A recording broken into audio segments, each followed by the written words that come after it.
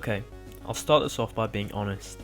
Sonic Unleashed is my favourite Sonic game ever and one of my favourite games of all time, and everything I say in this video is just my opinion. But with all that said, I truly am confident that nostalgia isn't blinding me with this game. Out of all the Sonic games to ever be released, I don't think one has ever been as decisive in terms of reception. I've seen mainstream game reviewers score the game lower than Sonic 06, and I've seen some reviewers say that Sonic Unleashed has redeemed the franchise after the previous train wreck of a game. I've seen Sonic fans generally agree the game is bad, then good, then bad, and currently I think the consensus is it's good again. But I truly feel that we will never get another Sonic game like this, and I'm going to tell you why. To begin, we need some context, so let's backtrack to 2006.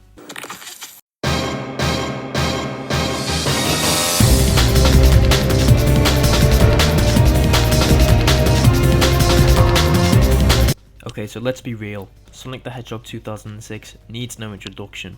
The game is seen as one of the worst video games to ever be created, and I genuinely question my faith to God at how Sega could possibly shit out a game of this quality twice. But yes, we all know Sonic 06 is fucking abysmal. I don't need to go into details. Besides, a million YouTubers have torn the game apart for the last decade, so if you really don't know about this game, I'm sure you can find some much better YouTubers than me to really show you its quality. That's not why I'm bringing it up. I brought it up because in my opinion Sonic 06 played a pivotal role in making Sonic Unleashed. I really cannot stress to you just how much damage Sonic 06 really did for the Sonic franchise. 14 years on and Sonic fans are still feeling the toxic radiation that game emitted when it released, and likely will for as long as Sonic exists. The game is a shadow on the whole Sonic franchise that follows it everywhere. This wasn't like Sonic Forces, where Sonic fans were excited for the game and then everyone else was just like, Sonic 06 hype was on the level of Sonic Adventure and Sonic 2. From the initial E3 trailer, we were built up for this idea of a next generation Sonic game, unlike anything we had ever seen. And you have to remember as well, the Sonic franchise back then was so much different. People did not expect this game to be bad. In fact, people did not expect any Sonic game to be bad. I remember the actual shock when Shadow the Hedgehog was shat out in 2005. People were literally amazed that a Sonic game was actually bad. Like, seriously. Bad. My point is, when Sonic 06 released, people didn't know what would even happen to the Sonic IP. Many thought Sega would literally just retire it, or at least have it take a break for a few years. No one knew what the future was for Sonic, and that included the developers. No one knew at this point that Sega would just continue to crap out Sonic games no matter what. I remember talks on forums and stuff, people were genuinely wondering if Sonic would even continue, and some were that hurt by 06 they didn't want him to.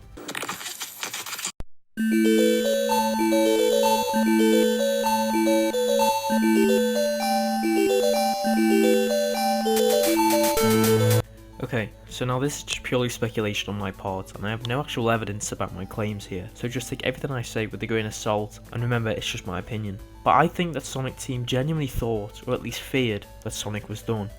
They didn't know what Sega was going to do in response to 06, and hypothetically, say this is 100% true, imagine being Sonic Team. A studio that is obviously extremely passionate about Sonic being essentially pushed and pushed by Sega, that they produced a game seen as one of the worst of all time. A game that was meant to reboot the series for a new generation of gamers. Imagine if that was the last Sonic game they got to work on. Yeah, not exactly going out with a bang. Sonic 06 was destroyed by Sega constantly pushing Sonic Team to meet a holiday release date, not caring about the quality, only the money. It was bogged down by Yuji Naka, the head of Sonic Team, leaving mid-development because he had just had enough of Sega. It was sabotaged by Sega taking an already stretched and stressed to hell team who were desperately trying to make ends meet in time for the holiday release date and splitting them into two, making an all-new Sonic game for the Nintendo Wii. The way Sega treated Sonic Team and the Sonic the Hedgehog brand was abysmal and an example of pure greed and blatant disrespect towards fans and developers everywhere. This isn't to say Sonic Team is blameless. Regardless of how Sega treated them, at the end of the day, there were some decisions that were just, well. But then, Sonic Team is commissioned for a new Sonic game, and this time it will be different. Sonic Team will look back on their failures and create a Sonic game to truly be proud of. I genuinely think Sonic Team thought Sonic Unleashed would be the last Sonic game they get to make, and it shows.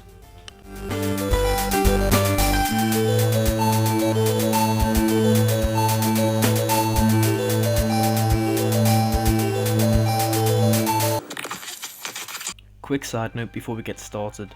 For this video, I am strictly talking about the PS3 and Xbox 360 versions of Sonic Unleashed. While I think that the Wii and PS2 versions are actually good games and in some aspects do actually do things better than the 7th generation games, the reason I'm not bringing them up is that they weren't made by Sonic Team, rather the game studio Dimps, known for the Sonic Advance and Rush games. Also Sonic 4, but we don't need to talk about that.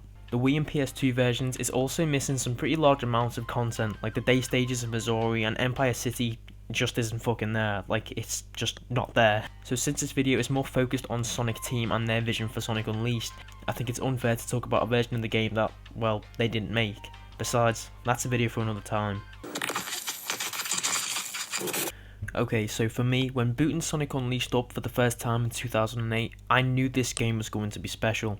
I specifically asked my dad to get me the game, and he said he'd get me it while he was in work. I waited all day for him to come back with the game, but ended up going to bed empty-handed thinking he forgot. Turns out my dad actually was just working really late, and didn't actually get home until the early hours of the morning. So the next day, I wake up, head downstairs, and to my complete surprise, the game was there, waiting for me, by the TV in all its glory. I was obviously ecstatic and threw the game into our 360. The game loads and I press start, and I'm greeted to this.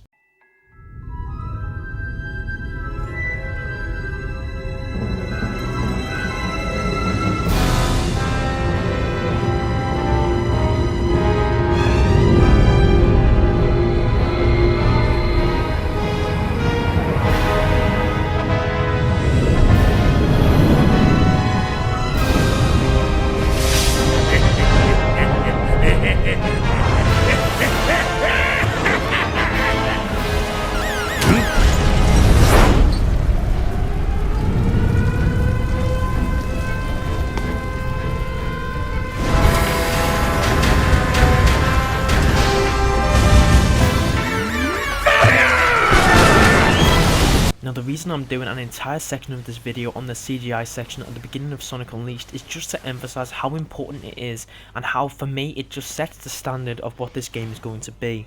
Now, it's not the fact that a Sonic game has a CGI intro, because the Sonic franchise has been cozy with CGI intros all the way back to Sonic Adventure on the Dreamcast in 1999, or Sonic 3D Blast if you really want to go there. Sonic has always, in my opinion, had great CGI intros that do a good job of setting you up for the game. The reason I'm talking about this intro so much is because of just how atmospheric it is, especially when you compare it to Sonic 06's CGI intro. Now the 06 CGI intro was actually really fucking pretty, and you were made to think you were about to play a much better game than you actually were, but you compare that into Unleashed and it's night and day. In 06 we've got so many things going on that are just not Sonic. Okay, we've got a load of hooded people, okay, alright, princess, now the princess, okay, princess thinking about fire, and now they do Olympic torch lighting. It takes a solid 1 minute and 38 seconds until Eggman even shows up, and yes, granted, once he does, the action does start to kick in with Sonic trashing the joint and having that signature cocky attitude. Don't know where that goes once the actual game starts, but okay. But my point is here, even from the CGI intro, you can just see how much that the Sonic franchise had lost touch with what it was. Weird Final Fantasy princesses, priest people, Olympics and photorealistic humans everywhere. Now look at Sonic Unleashed. Instantly we get a zoom into Eggman laughing menacingly, who might I say is looking a lot better than how he was in 06. And bam, Sonic's here and we're off. And oh my god, can we just take a moment to look at this? I mean, look at this. The CGI looks amazing to this day. In my opinion, Sonic has never been as well animated as he is here. I mean, every moment is just so animated and fast. He has this effect where his body slightly lags behind him and almost stretches as he moves to make him look like just a complete cartoon character. It's not just Sonic as well. Eggman is frantically moving about and shouting. You can see the frustration because Sonic is just so fast and slippery. Eggman just can't fucking catch him. And things like Sonic going, huh? Or Eggman saying, what? Or, are you little? Just build the action up so well and create this pure Sonic vs Eggman tense atmosphere where it's just the two original characters battling it out just like it was in 1991.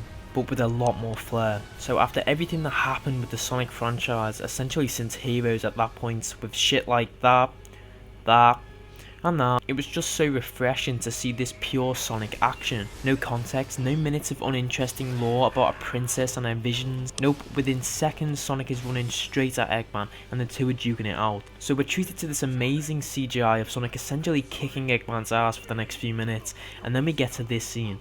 Now before we go on to the Werehog, can we just talk about how good Jason Griffith is here as Sonic? Now, I know everyone has different opinions about who voiced Sonic the best, and a lot of you seem to say Ryan Drummond was the best, but for me, Sonic the Hedgehog will always be Jason Griffith.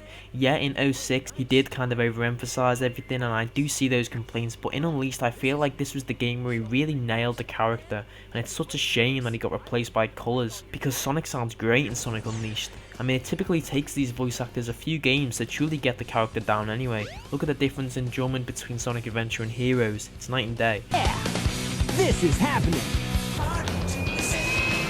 Yo, Tails! Long time no see! But anyway, we see Sonic corner Eggman, and we actually see Eggman beg Sonic for mercy and begin to ramble about how he's changed. Then while Sonic's essentially humouring him, Eggman traps him, and this happens.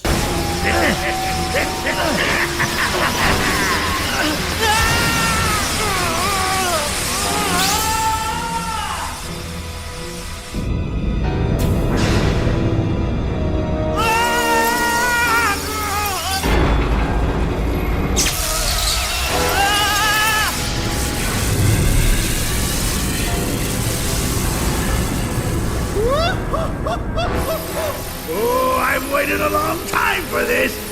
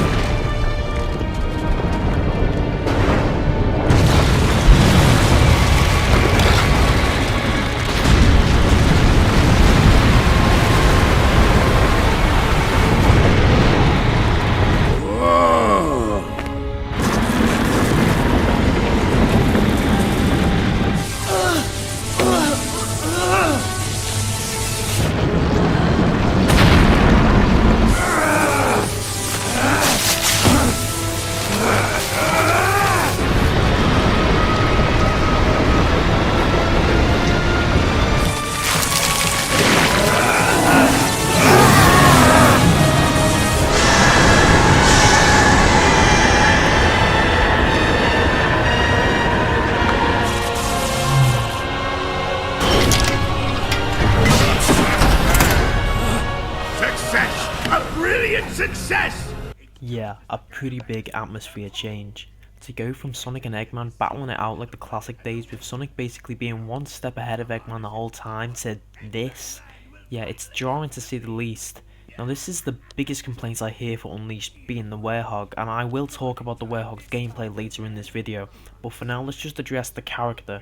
So I do get why people don't like the idea, I honestly do. I mean, before I was literally praising the opening of this intro because it shows us classic Sonic v Eggman action, no gimmicks, and now we get this. But being completely honest, I just don't really have an issue with it. I never have, in terms of the Werehog both as a story arc and a character. I actually think the Werehog's design is great. He looks menacing and it's clear that something is wrong, but at the same time, it's still Sonic. I've always liked the design of the character, and in terms of him in the story, the idea of him being the result of Sonic being basically pumped full of Dark Gaia energy, I love it. I just have never really seen the hate towards him as a character. Obviously everyone has their own opinion and I completely respect that, but I just never have seen it for myself. In Exo Paradigm Gamer's review of Sonic Unleashed, he pointed out that the core story of Unleashed is basically adventure again, and I do have to agree to a degree, but this sets things apart from adventure. Oh yeah, and this. I think showing us see Sonic decay into this monster as we see the planet be torn apart is just fucking incredible. I mean, how much more menacing do you want? Going back to talking about how Sonic Unleashed intro basically goes from showing us classic Sonic action, which was such a breath of fresh air in 2008, to this gimmick, I just have to disagree. I think the Werehog as a character and story arc are incredible, and honestly for me, just might be the peak of any Sonic plot ever. So to finish off, we see Sonic collapse on the floor as this beast, the world tore apart, the Chaos Emeralds are fucking black, and Eggman screaming success, success over and over again, followed by Eggman presumably killing Sonic by ejecting him off the ship, presumably to fall all the way down to Earth to die. This, for me, is the best opening in any Sonic game ever. It just completely sets the atmosphere of the game. fast-paced Sonic action like the good old days with a dark twist. Now I'm not going to talk about every aspect of the game in as much detail as I have here with the intro, otherwise this video would never release, but I just really wanted to get my point across on just how important this CGI intro is for me.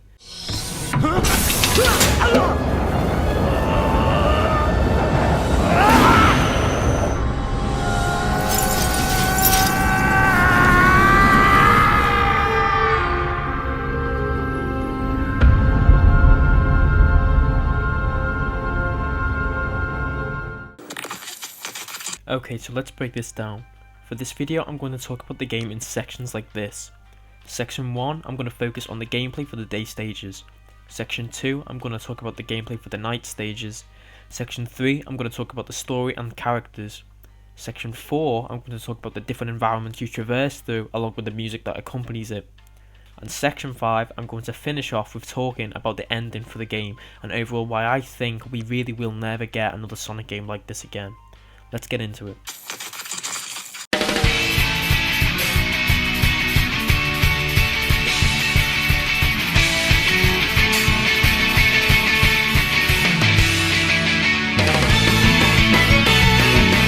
Ah yes, the introduction of the boost gameplay. I think even people who think that Sonic Unleashed is a train wreck can agree that this was arguably the best thing to come out of it. I mean, the boost must have been good because it actually stuck around and they continued to develop and build upon it in future games, and then proceed to undevelop it again. Hot off the heels of 06, Pan attempt to try out the adventure gameplay style again. This time Sonic Team took a different approach. Basically, they looked at the Sonic Rush games on the DS and the success they were having and went, fuck it, this in 3D.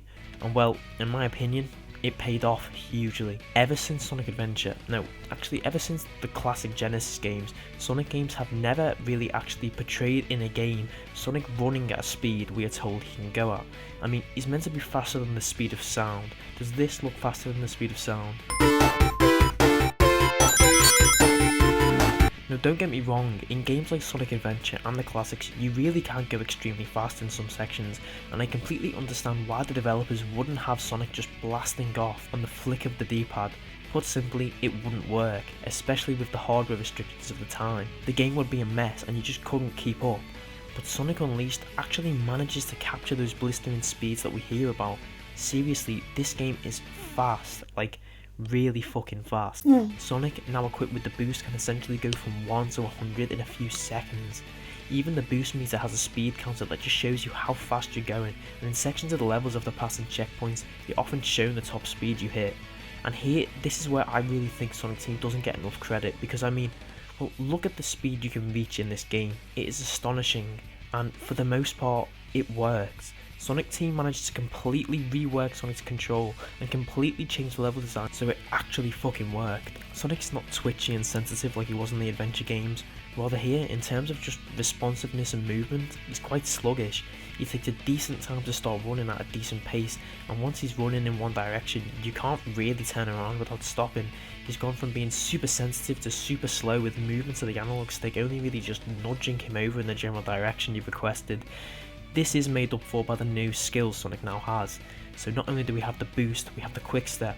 By pressing the top bumpers of the controller, Sonic will quickly sidestep in the corresponding direction while completely keeping his speed. This makes up for the unresponsive handling while boosting and allows Sonic to weave through the environment, hit enemies and access things like medals, ramps and paths of rings. We also have the drift. By pressing either one of the bottom triggers on the controller, along with pushing the analog stick left or right, Sonic drifts. This is for making tight turns while still keeping your speed. We have the wall jump, the stomp, the slide, along with some returning skills like the air dash and the light speed dash. All of these tools at your disposal, along with the level design completely being built around them, make a gameplay style where the character on his own is quite heavy and unresponsive and manage to make it extremely fun.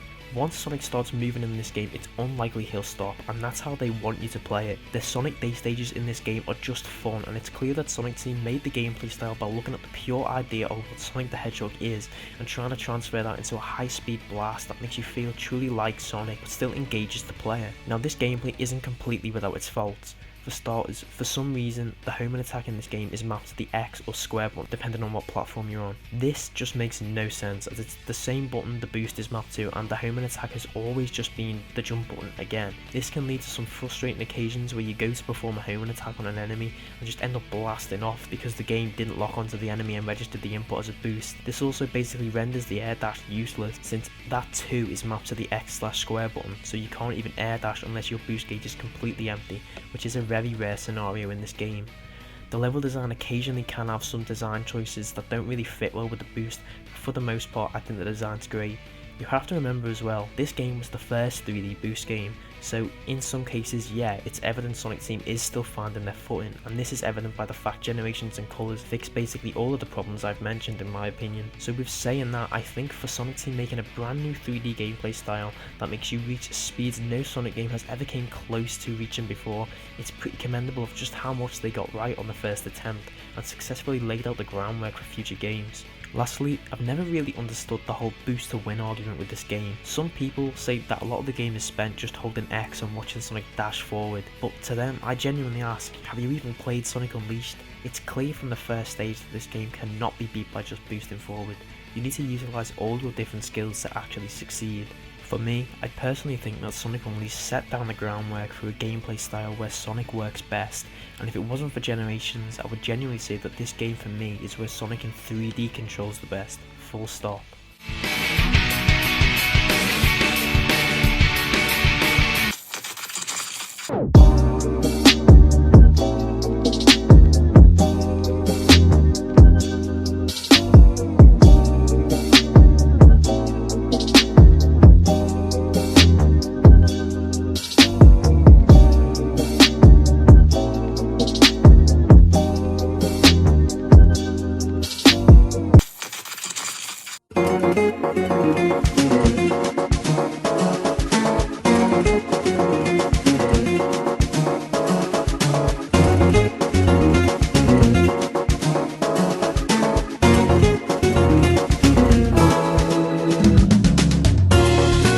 Now it's time for the Hedghog, the bad half of this game. Now I honestly think that the issue with the Hedghog strives from the fact that it is just completely different from traditional Sonic gameplay. You essentially take a beat 'em up gameplay style and throw it in a game that a load of platformer fans are going to buy. So at the end of the day, this completely different gameplay style will work for some and won't for some, but this is where I think the problem comes in. If you don't like the Hedghog gameplay, that's completely fine. People have different opinions and what each person thinks matters, but I feel that with the Hedghog, people just shit on the gameplay style because it's cool or because they just don't like the idea of Sonic as a Hedgehog with stretchy limbs. And yes, I can't lie that the concept it's definitely out there, but should that be the reason to completely dismiss essentially half of the game? The thing is, right, at least for me, if you break down the core gameplay of the Hedgehog and take away the stigma due to the character design and idea, then I think you get a pretty competent brawler gameplay style. The core moves of Sonic feel satisfying to pull off, and the actual Hedgehog, while slow compared to traditional Sonic gameplay, is incredibly snappy and responsive, which is needed for the platforming elements of the stages. In these platforming sections, I never died in the game and thought it was a fault of the controls. I've always thought the Hedgehog was good to control, and these 3D platforming sections I think add variety to the levels and break up the constant fighting to add a bit more depth to the stages. This is made true even more by the inclusion of the climbing mechanics. While a weird concept, yes, Sonic being able to climb up poles, walls, footholds and basically anything with that signature glow on it makes levels interesting. Don't get me wrong, these climbing sections aren't groundbreaking and there's not too much depth to them, and the level design never goes crazy with them, but they do add a bit of spectacle to the stages in my opinion, and are just, well, fun. But going back to the combat, like I said, the core moves Sonic has from the offset are a solid selection in my opinion. You have the punch, scratch, roll and shield.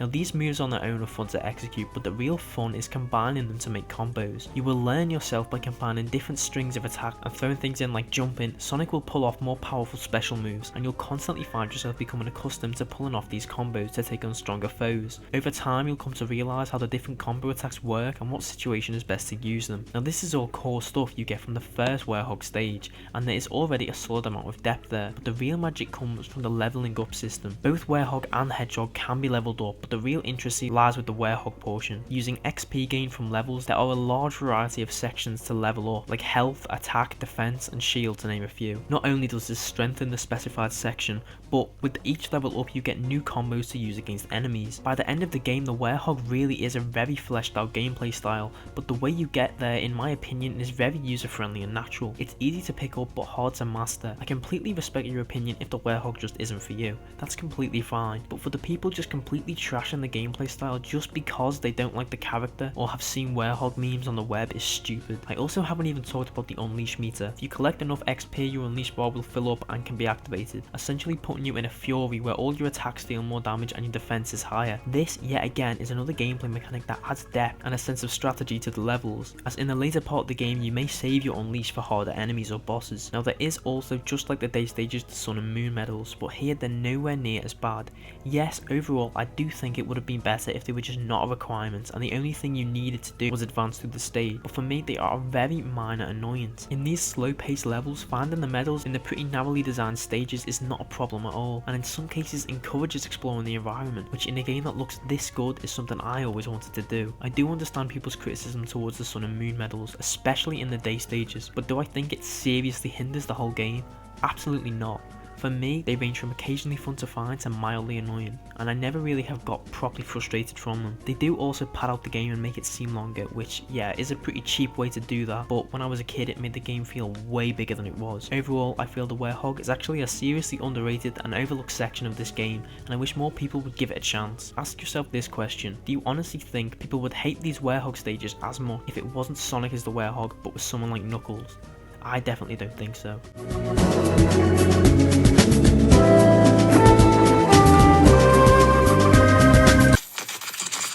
Before we move on, I actually have my good friend Mr. Bluejay here, who is also a huge Sonic fan, and he's just going to talk about what he thinks about Sonic Unleashed. As a Sonic the Hedgehog fan, and video game fan in general, I fail to see many people's critique on Sonic Unleashed. It took Sonic out of the grave after Sonic 06 by introducing the boost formula, which complements the Blue Blair's unprecedented speed and power. Although the Werehog was a questionable choice considering the faith that Unleashed had to restore in customers and fans alike, the playstyle isn't as bad as people make it out to be, and isn't broken or glitchy in the slightest. I personally love Sonic Unleashed so much, not only because of the nostalgic resonance I have with the game, but also because of the adventure that Unleashed takes the player on. Since the adventure games, Sonic games have never felt as grand, becoming more and more formulaic. However, with Unleashed, a world tour is set, and you travel from country to country seamlessly, 1 minute blasting through the industrial aisles of Spagonia, and the next through the crimson carnival that is Eggman Land. Overall, Sonic Unleashed is a great piece of Sonic history, and will forever live on in my heart as one of Sonic's more fleshed out games, and being a world adventure.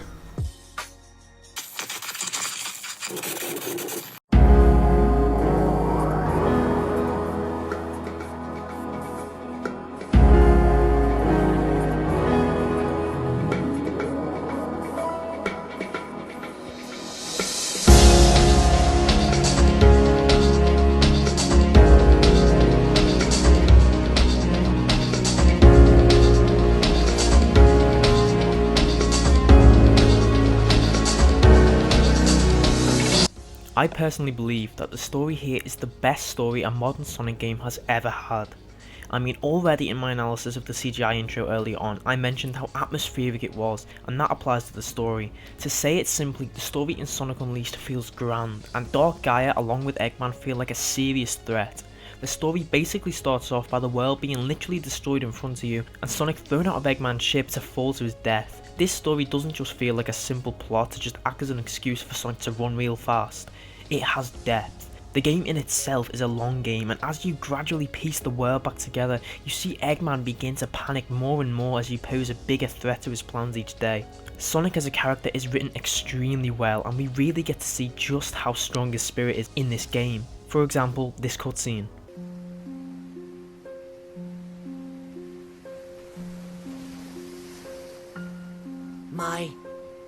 My real name is Light Gaia. I draw power from the day and light, and guide the planet to its rebirth. My job was to protect the planet from Dark Gaia. But Eggman broke the world apart himself. And Dark Gaia and I were awakened before we should have been. That's why Dark Gaia broke apart, and I didn't know who I was. I didn't remember what I was supposed to do. All because this isn't the proper time of awakening. Time of awakening? Dark Gaia grows over millions of years, then rises to destroy the world. And I put it all back together. We've been doing this over and over, again and again, since the very beginning of time. So you were asleep all this time? For millions of years? Yes, for ages and ages.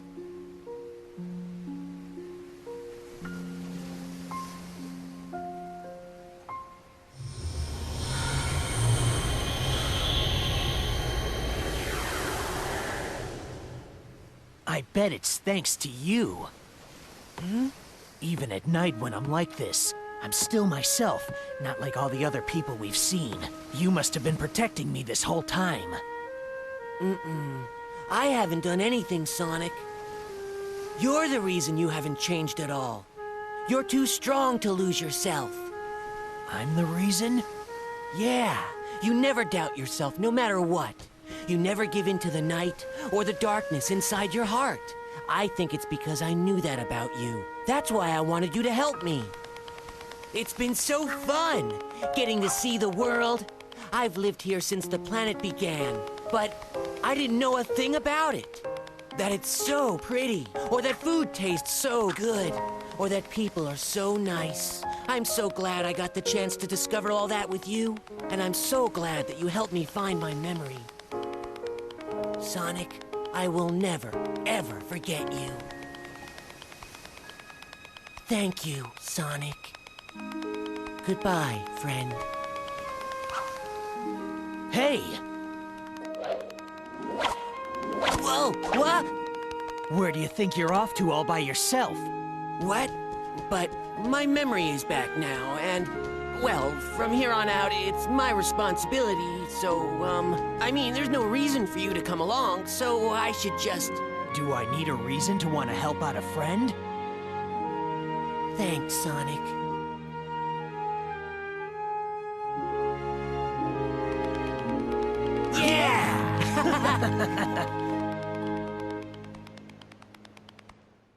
This is just a perfect example for how Sonic is presented so right in this game. There's loads of examples like this where Sonic doesn't give up no matter what and always looks out for others, like helping civilians out in Spagonia for example. Even the way the locals react to him in the hub worlds just builds up what type of character Sonic is. For me, especially when I was a kid, Dark Gaia felt extremely threatening. It's crazy.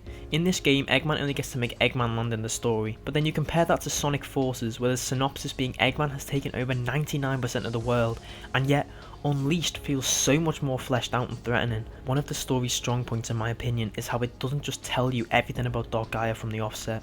Over the course of the game, from cutscenes, talking with locals, and encountering possessed beings, the reality of what Dark Gaia is begins to sink in. In my opinion, this cutscene is a perfect example of that. By now, you're near the end of the game and you're heading towards the last temple of the game in Adabar. Once this temple is restored, the planet is fully back together with the exception of Eggman Land. But as you're heading towards the temple, this happens.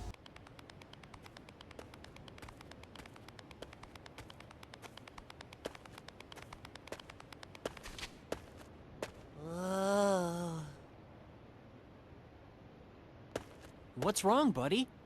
Huh? Oh, right. I'm just... scared.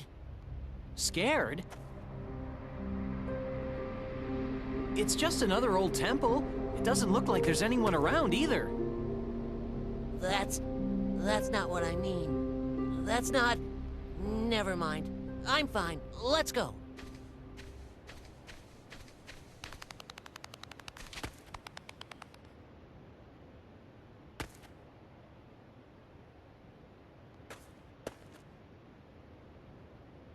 See, that is just such a perfect moment in the story and makes you feel a sense of dread and worry towards Dark Gaia, because Chip, and we will talk about him in a minute, has been really happy and comical throughout the whole game, and now he becomes worried. In terms of characters in Sonic Unleashed, there are not many at all. with the main ones being Sonic, Eggman, Tails, Professor Pickle, and Chip. Amy and Tails take a backseat in the story and don't get much screen time, but when they are featured, they are represented really well. For example, here. Found you, Sonic! Oh, Sonic, I've been looking for you forever! Hey, let me go. You're crazy if you think you can get away from Amy Rose and... Who are you? Oh my gosh, I am so sorry! I just completely mistook you for someone else. That is so strange. I could have sworn it was him. Anyway, I'm really sorry. See you later. Well, that was weird. How come that girl didn't know you were you, Sonic? I mean, I guess you are kinda, you know. And, these guys?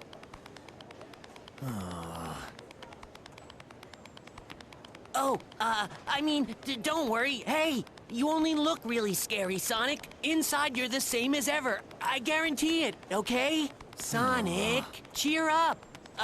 Chocolate. Want some chocolate?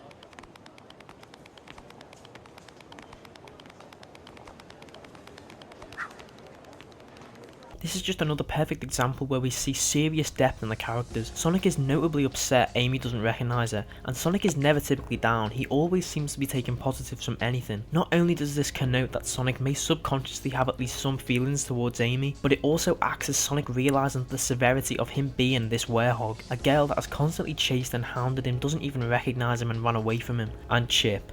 Many people seem to shit on Chip, but I just don't see the hate at all. He acts as comic relief throughout the whole game and always keeps the balance so the story isn't too dark. And while at first appearing to be a one-dimensional character, we later discover he is much more than that. And well, we will get into all that in the ending section. Speaking of Chip, we have these unlockable CGI cutscenes which just portray Sonic and Chip so well and just work perfectly to show us Sonic and Chip's relationship and remind us of the positives in the story, being that we get to go to all these amazing countries and cultures and showing us how Sonic and Chip make the good out of a bad situation. Lastly, there is Professor Pickle, and yeah, he worked well as a character for explaining things, and his design is very comical. He's not amazing, but he doesn't need to be. He does what he needs to and never outstays his welcome in my opinion. Overall, I think Sonic Unleashed portrayal of its characters is one of the best examples in the series, and the story for me is excellent, with that perfect blend of humorous and light-hearted storytelling along with a dark and sinister plot.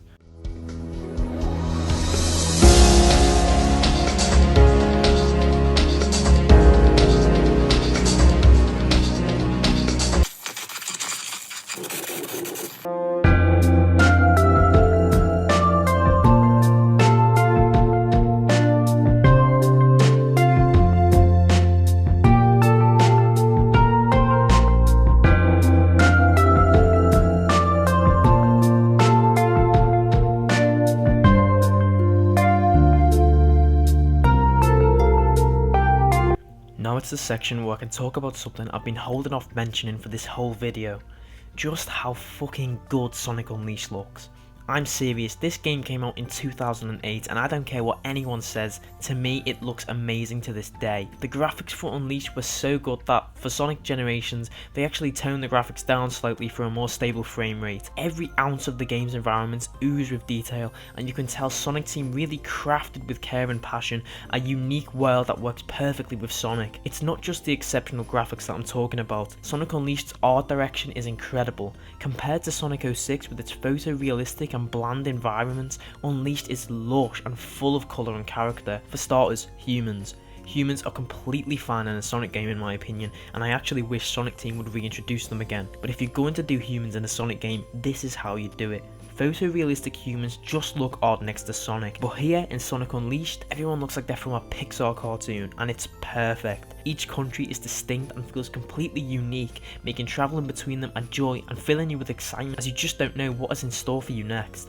Levels are absolutely packed with buildings and /or foliage, and you can tell this game really does push the 7th gen consoles to their absolute limit. The style of the environments is important as well. With Sonic Forces, they changed the stylization of the world to this kinda simplistic looking design, and while graphically still nice, it's nowhere near as nice as Sonic Unleashed with the lush detailed environments. And we haven't even talked about the music. Oh my god, the music. Again, for me, this is in my opinion the best soundtrack ever in a Sonic game.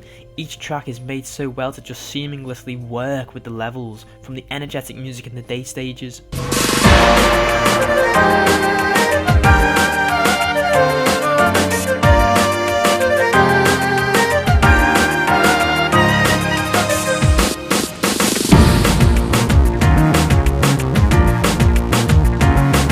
to the mysterious music of the night stages.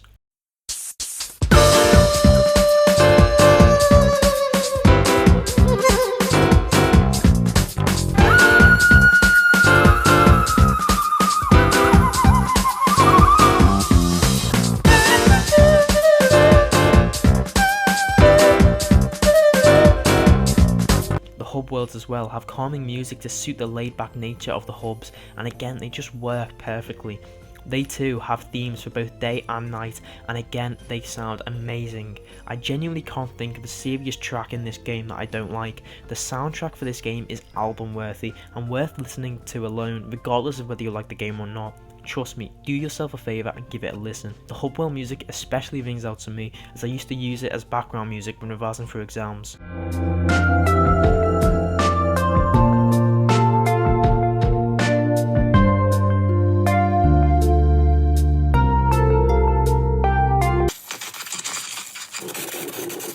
Okay, and now we are finally at the end of the game. There's going to be some serious spoilers for Sonic Unleashed here, and in my opinion the ending for Unleashed is really something you should experience blind. So if you have never finished Sonic Unleashed, I recommend skipping to this time frame here and playing the game for yourself. If you have finished Unleashed, or just don't give a shit, here we go.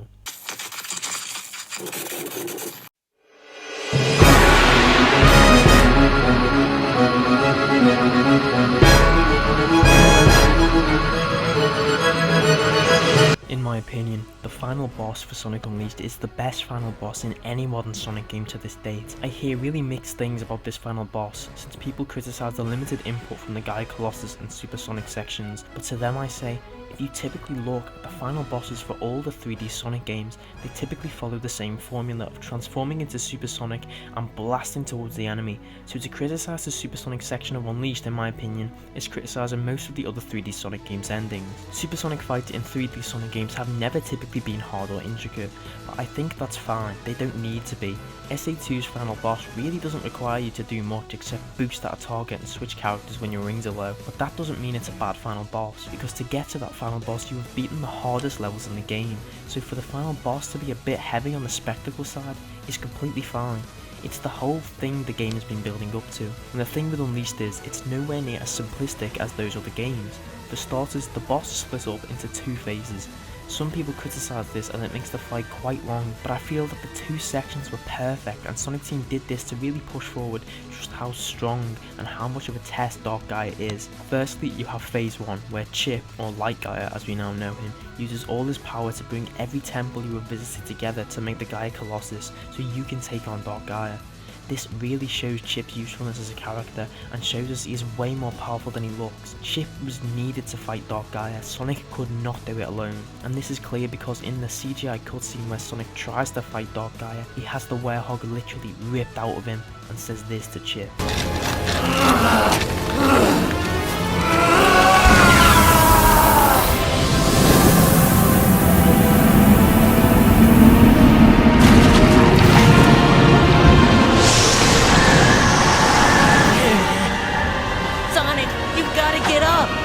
Sonic! Chip! Run, Chip!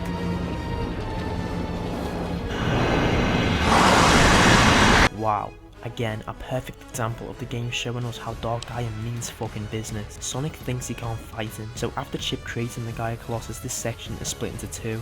The first being controlling the Colossus heading towards Dark Gaia, and the second being when you are close and personal with the enemy. You play as Sonic literally running through the temples to attack Dark Gaia in his eye. This is amazing and truly tests your boost gameplay skills as you don't have much time to get to the eye. It also shows us Sonic and Chip truly working together one last time to take down Dark Gaia. I'll admit, the Gaia Colossus sections are not special in terms of gameplay, but they're at least entertaining to me because of how invested I am in the battle and the pure spectacle of it. I mean, I'm playing as a giant Colossus that's made of temples we've visited across the games. That's pretty cool. Then, after phase 1, when you think you've done it, Dark Gaia transforms into Perfect Dark Gaia, the ultimate version of himself, and it looks like Chip is going to lose this fight as he exhausted and physically can't hold out any longer. But then, Sonic transforms into Super Sonic using the Chaos Emerald, and you help Chip and destroy Dark Gaia for good. And in terms of 3D game Super Sonic battles, this is one of the more intensive ones. After a truly epic fight, Dark Gaia is destroyed and the last chunk of Earth begins to close over, which you are under. Sonic collapses, exhausted, and falls to the core of the Earth, but Chip catches him as the Gaia Colossus and uses the last of his power to throw Sonic out of the closing planet and back onto normal land, saving Sonic and sacrificing himself. Sonic wakes up in Abatos with Chip's bracelet and puts it around his wrist to remember him, and then runs off as the credits play over Endless Possibilities, the game's main theme.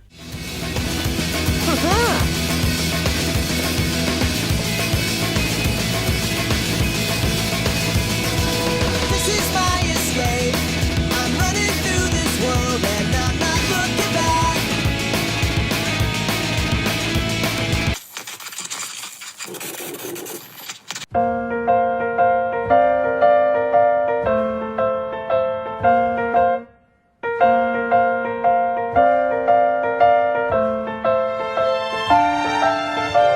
And that ending just sums up Sonic Unleashed for me. Passion. Sonic Unleashed is a game from a different era in Sega.